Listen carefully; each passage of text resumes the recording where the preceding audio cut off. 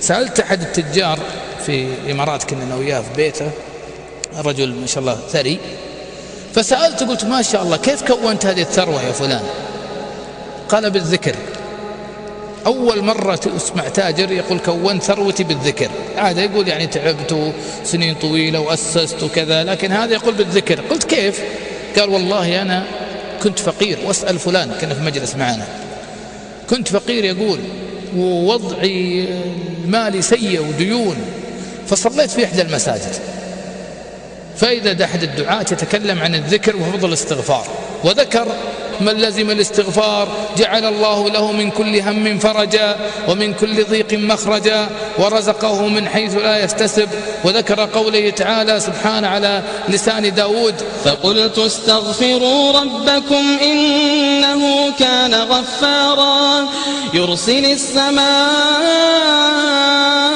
عليكم مدرارا ويمددكم بأموال وبنين ويجعل لكم جنات ويجعل لكم أنهارا. يقول والله العظيم هذا الكلام أول مرة أسمعه، وهذا الفضل العظيم في الاستغفار وذكر الله. قلت ما الذي حدث بعد ذلك؟ قال التزمت بالذكر، وأما أمشي وأنا راكب السيارة سبحان الله الحمد لله الله أكبر أستغفر الله لا إله، أدخل البيت حتى استغربت زوجتي، استغربوا عيالي وش اللي جاي هذا موسوس ولا جاي فتق في راسه ولا مصرقع وش قصد، قاعدين يذكر الله 24 ساعة لكن موسوس. يقول فلزمت الاستغفار والذكر ليل نهار ما أتوقف.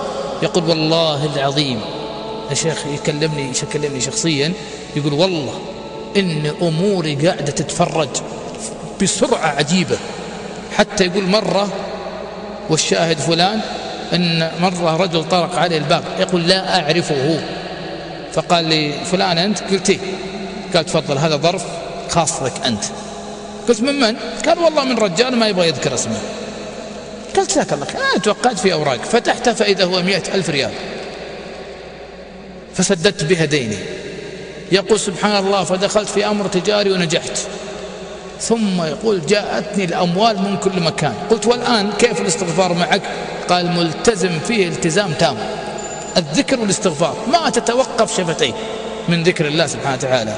بل عهدنا شيخنا الشيخ بن باز الله يرحمه، كنا في الدرس مع الدرس يوم الخميس أو في تفسير البغوي في يوم الجمعة في بيت الشيخ، إذا جلست سبحان الله إذا احنا مثلا قرأنا أو صمتنا، فإذا الشيخ دائما ننظر إلى شفتيه ما تتوقف من ذكر الله. كذلك شيخنا الشيخ من جبريل رحمه الله